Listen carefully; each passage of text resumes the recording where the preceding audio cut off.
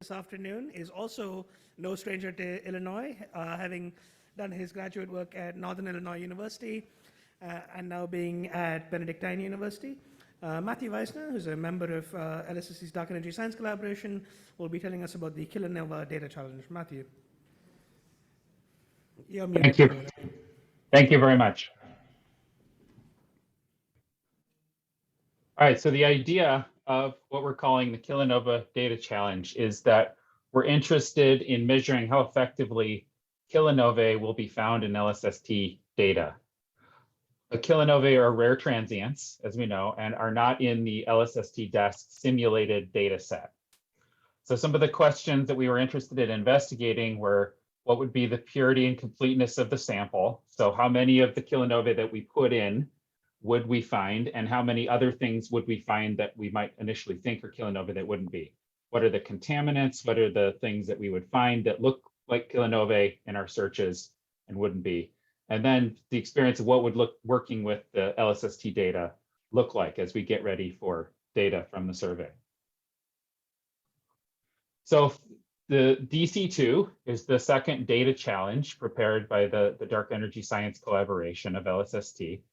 DC2 is a 10-year simulation of 300 square degrees in all 6 bands, UGRIZY. It includes things, many galaxies, stars, type 1a supernovae, and AGN. It includes a wide-fast deep field that covers the 300 square degrees, and also a DDF of about a square degree that includes lensed AGN and supernovae. The image simulators IMSIM and FOSIM were used, with IMSIM ultimately providing the images. DC2 provides data for the Rubin Observatory's data previews 0.1 and 0.2. DP 0.1 began last summer, and DP 0.2 just recently opened, and it uses the simulated data produced by DC2. And this is one of the images from the DC2 paper showing one possible cadence for LSST with the 300 square degrees of DC2 shown in green. Okay, so the idea that what we're calling the Kilonova Data Challenge was to make a tiny version of DC2 images, not 300 square degrees, but just 1 square degree, a tiny subset of DC2 that is overpopulated with kilonovae, so that we could try to do these tests on how well we could find kilonovae in the simulated data set. So basically twinkles with kilonovae. So twinkles, if you're not familiar with twinkles, this was a project started several years ago where they took a tiny section of the sky and used FOSIM to simulate 10 years of data with all 6 filters and overpopulated it with lensed quasars and supernovae to try to measure light curves, to try to measure time delay. So the idea was to model ourselves on twinkles, but focusing on kilonovae rather than on time delay. So the current plan was to take run 2.2 of DC2 instance catalogs and pick galaxies to add kilonovae to, then rerun those instance catalogs using FOSIM. So an instance catalog is the input file, the input text file that FOSIM or IMSIM takes in that includes all of the object parameters in order to simulate each of the objects. So to do this, we would need multiple filters as well as sequential times. So just a word about FOSIM. So we're using FOSIM for our simulations. FOSIM is a Monte Carlo photon simulator that takes these instance catalogs containing object parameters as input. It also requires SED files for each object. So I'll mention in just a moment about how we produce these SED files to be taken as input for FOSIM. Its output is a highly realistic single chip images. So it can make multiple chips, but it can make each chip, of the 189 chips in the focal plane of LSST camera, it can make each one, but it can produce however many you want, whether you want the entire focal plane or if you just want one from a particular sensor from a particular raft, it can do that too. So it can also simulate many other optical systems. This is from the FOSIN website showing various optical systems it simulates, but we're focusing on LSST. So you've heard previously in this conference about kilonovae, so I just have one slide. A kilonova is a transient that occurs when two neutron stars or a neutron star and a black hole collide. They're associated with short gamma ray bursts. They can be found, like GW 170817 that we heard about this morning, can be found based on gravitational wave signals, and gravitational wave events as can be used as standard sirens to constrain cosmology. So they are of great interest to the desk. All right, so what we're doing last summer, we began this project to develop the tools that we would need to add simulated kilonovae to the images like what DC2 produced. So we built code to produce kilonova SEDs that evolve with time. We're following the Kaysen models to produce those SEDs. And then we used that information to predict the magnitude as a function of time using the LSST filter curves. This is our current repository. If you want to look at the code we have so far, it's on GitHub. This is an image we produced last summer with my student Marcelo Avila, helped to produce this image of a particular kilonova. So this is a point source. We used FOSIM to produce a point source that varies in magnitude over a period of several days. So this also last summer, we produced these SEDs. This is a single SED at the redshift of GW 170817 at 0.0099.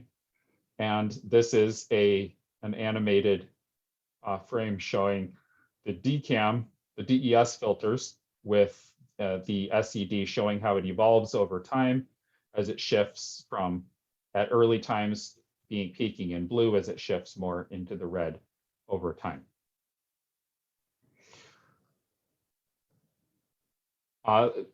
Finally, last summer, we worked on trying to make sure that our results made sense.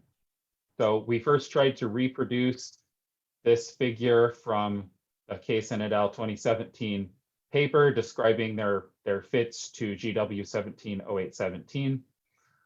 This is their figure here. This is a reproduction of it using our code, making sure that we were able to reproduce what their fit looked like. They used a red and a blue model together to reproduce the GW 170817 SED. And then over on the right, we were checking to make sure that our code that predicts magnitude as a function of time was giving sensible results. And so this is the DCAM measurement of the magnitude of GW 170817 at various days after the event. And this is our simulation of the predicted magnitude. We found that they matched pretty closely. And so our results were at least reasonable. Okay, so continuing this year, this summer, I'm working with my student Amna Tasneem and Douglas Tucker at Fermilab to continue this project. And so we picked several sequential observations in DC2. I wanted to take what already existed in DC2 and not produce new instance catalogs. So I found several that were on this particular date. So there was 3 sequential observations. I wanted them to be sequential because if they were separated by months at a time, the kilonova would be completely gone by the time we came back to it. If I put a kilonova in there, it would have disappeared by the time I came back a month later. So I needed observations that were sequential over several days. So I found these 3 in U band and these 4 in R band. There were a couple of others also following after this, but they were separated by just a few days. So if we put a kilonova that would start around this time, it could evolve over several days, like we were seeing here, like we would see in this light curve here, without disappearing. So these are the main ones that we're focusing on. So we're trying to use those. So these are catalogs of lots and lots of galaxies and stars. And then we need to pick a galaxy to add the kilonova onto. So this is one of the products we made this summer. These are raw images from almost the entire focal plane that include where we have added in kilonovae. So we've rerun the DC2 simulations for these instance catalogs and added in kilonovae. Now we only wanted to use 1 square degree. So we are only actually covering this region of the sky so as that we can keep the amount of data that we're producing in this simulation pretty small. So we've picked 20 kilonovae that we have added in over this region right here. So it's a little bigger than the size of a single RAF on the LSST camera. This shows the locations so far of so in the background, we've plotted points from DC2. I believe these were these are galaxy disks. So the bulge and disk are made separately in DC2 for each galaxies. These, I believe, are the bulges, the locations of them.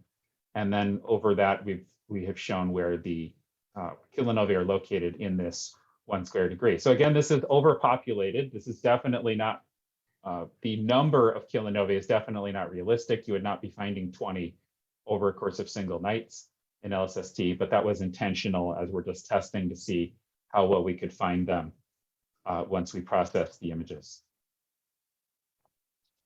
Okay, so the next question is, how do we pick galaxies? If we have millions of galaxies to pick from, how do we pick galaxies that should host the kilonovae? And so that's something we were thinking about at a previous talk I gave on this project. Alex and Laura were at that talk and suggested that they had a sample of galaxies that from pan-stars that had hosted short gamma ray bursts. And so they shared that with me. And so I used those galaxies, those real galaxies that hosted short gamma ray bursts as models and tried to find galaxies in DC2 that were similar to those galaxies that were the real galaxies that had hosted short gamma ray bursts, and short gamma ray bursts seem to be associated with kilonovae. So I found that we found the photometric redshifts for these galaxies, and then we found galaxies in DC2 with similar properties, and we chose those to be the hosts of the kilonovae. So the way that we chose, the way right now that we're choosing galaxies is based on having similar R-I colors. So we found the R-I colors of these real galaxies that had hosted short gamma ray bursts, and we matched to those R-I colors of galaxies in DC2 and chose those to be the hosts of these point sources with kilonova SEDs. These are images of the 20 galaxies that we ended up picking based on that connection to real galaxies. And it also shows, so we wanted to pick where the kilonova would be located in each case. We wanted it to not coincide with the exact center of the galaxy, but make sure that it was still within the galaxy. So the red circle here shows the center of the galaxy, the center of the bulge of the DC2 galaxy in each case. And the green circle shows the location we chose for the kilonova. And this shows the magnitude histogram for the galaxies that we picked. We did put a cut. We made a cut on galaxies that were too dim to try to keep them observable. Since we're using single epoch images. We're not using coads, we're using single epoch images. And the magnitude limit in R band would be about 24.5. So we didn't want the galaxies themselves to be too far beyond observation ability in a single image. These are the redshift histograms. So this is for the simulated galaxies that we're using in the data challenge. So we also put a cut on that, not letting it go too far beyond, not letting it go beyond 0.15. That was intentional because that would be about where the limit for the gravitational wave experiment would be to detect a kilonova at that point, even though DC2 galaxies go far beyond that. And this is the photometric redshift range for the real galaxies from pan-stars that we model these on. So this is putting them all together. This is starting with, this is a bulge and disk that was already existent in DC2. This is adding in the point source in FOSIM. And then, so we ran FOSIM with just each of these models, and then we put them all together. And so this is what a kilonova would look like on a galaxy in our challenge. This is a light curve that was made by Amna, by my student. And so this shows the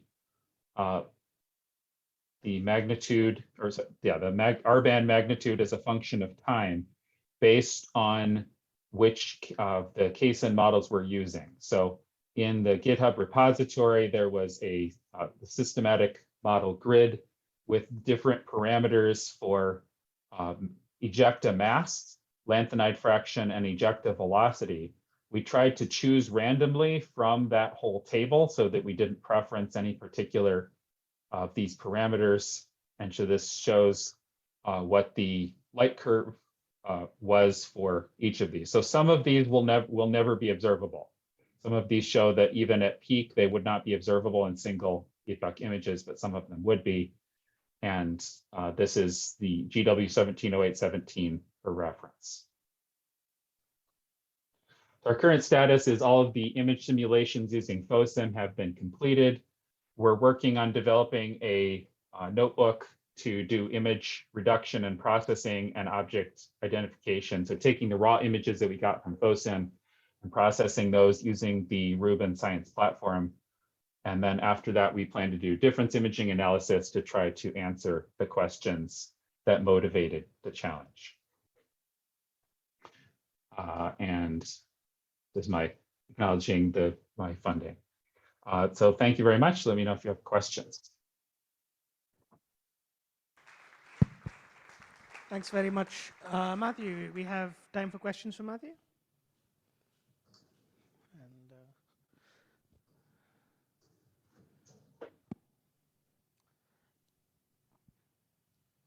Hello, hi, this is Federica Bianco. This is great, and the only question that I had is you said that you are working on doing reducing the images within the Rubin platform, but of course the expectation is that most people won't have to reduce the images, and that the data management team will produce data products that are sufficient for everybody's needs. Do you think that that's going to be the case for Kilonova, or do you expect that there will be a need for implementing specific data product pipelines for this? No, I don't think there will be a need for specific pipelines. That's only the way that we chose to add the kilonovae to the images. Rather than trying to add to the existing DC2 data, we essentially wanted to start from scratch. And so starting from scratch, we would then need to we would get raw images out of this. And so we would need to do that processing. So that's very specific to the method we chose to do this, that we would not expect you to need to do that for kilonovae alerts in actual LSST data. Hi, this is Bruno Sanchez. So my question is, so you're doing this effort separate from DC2, which has already a cadence defined, but are you trying to possibly conclude something about what's the best cadence to find this, or is it more related to what the image processing and if it's going to be good enough for kilonovae? Well, no, I'm not trying to make conclusions about the cadence. In fact, I intentionally followed the DC2 cadence. That's why I wanted to make sure I only took pre-existing instance catalogs. So I'm not trying to, at the moment, make conclusions about the ideal cadence. I was really just trying to assess how well we would find the objects, these particular type of objects. What I'm expecting is that we would find a number of supernovae also, and that there would be a number of transients we would pick up, and that it would be a little bit difficult to tell the kilonovae from those. That's what I'm suspecting would happen, but we essentially wanted to test that, how good we would be at finding that. So I'm not trying to make conclusions about the cadence. I forget the other part of your question. Does that answer it, or? No, I was just wondering about, so you're going to be trying to see if this is if the stack is able to detect them, but they're a single point source anyway. So I was wondering if yeah, what is the difference between this and a kilonovae? Maybe the quarter or something like that. But yeah, yes. Matthew, if I can use my chair's prerogative here and ask you a question, I'm slightly concerned almost by this process just because the way we're inserting Kilonova in this framework, you're inserting a large number in a very small area, and you're choosing exposures, presumably actually probably in the deep drilling fields because they are so close together in time. But of course, most Rubin images aren't going to be that close together in time, and you'll only have sort of a single detection on a kilonova light curve. And so it always struck me that the challenge is not, is this detection different than a supernova, but is this detection different from some bogus artifact that only shows up in one image? Can you comment on why we're not just randomly sampling DC2 itself and choosing a general DC2 cadence where there's a 10-day median intranight gap? Well, you have a good point that most of the DC2 images are pretty far separated in time. And that's what I found when I was looking through the cadence. My thought would be that most likely this would be after a gravitational wave alert, and that we wouldn't be looking just purely at the LSST data to try to find kilonovae independent of anything else, but rather that we would be following on, say, a LVK alert, and then going back to try to find transients that might possibly match that. So that I think would help with the finding of it. So the second part of your question, you're asking, couldn't we just use? It was more, will we be able to distinguish a kilonova in reality in LSST from a bogus source, because we'll only have one light curve measurement in general. But I think the way you clarified as to what you're doing by following up a LIGO alert and only specifically looking presumably in high confidence regions with closely separated images may answer that. I see Kostya Malanchev has his hand up. Yeah, thank you. If you could hear me, I have a question about classification. So in a high confidence interval, we probably would have another relatively fast things. And in any case, we probably would like to classify kilonovae in first couple of days to have some spectroscopical support. So I think about adding something like galactic fast things like red dwarf flares, or adding maybe some other type of relatively weak but close transients.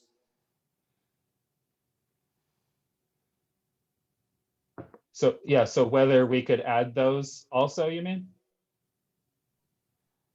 Yeah. I mean, you already probably have supernovae, yes, and AGNs and something like this.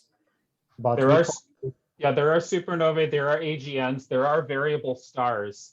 Some of the stars are also variable in there, so that there is some stellar variability that would be much more local. Whether it's possible to add other things, I mean, yes, you can always take the instance catalogs and add something else if there's some other thing that you're interested in adding there. Yeah. I mean, you already know about a lot of, for example, periodic variable stars or something, or AGNs in this area. Yes, so you probably could just filter them out. Yeah, but you could have some dwarf novae or red dwarf flares which are not in DC2 and which probably have the same time scale. Missed. Okay, yeah, that we haven't added those, but that would be totally possible. So that's a good point. Thank you. So I see, Deep, you have your hand up. We have a little bit of time for a short question. Yeah, thanks, Gautam. I'll try to keep it short. I was wondering, so because you're doing injections into these single epoch images, are you somehow trying to test the efficiency of the difference image pipeline towards a particular type of transients like kilonovae? And then my follow-up question would be, that framework will possibly hold true for any general transient. So why specifically focus on kilonovae particularly, from a single epoch difference imaging point of view? Yes, we are going to be trying to test the difference imaging framework, so that would be part of it. And for why kilonovae as opposed to any other transients, I think it's motivated partly because they're quite rare, and so they wouldn't have the distribute that you wouldn't have the same number of them as of, say, supernovae. And okay, thank you. Yeah, I guess if I could just quickly add that this procedure presumably will hold true for any transient. I believe it's not particularly or rather there's nothing particular about kilonovae in this case. I believe it's just the single epoch discovery efficiency of the image subtraction pipeline. Is that the right way to put it? Okay, that's a good way to put it. Yeah. Thank you.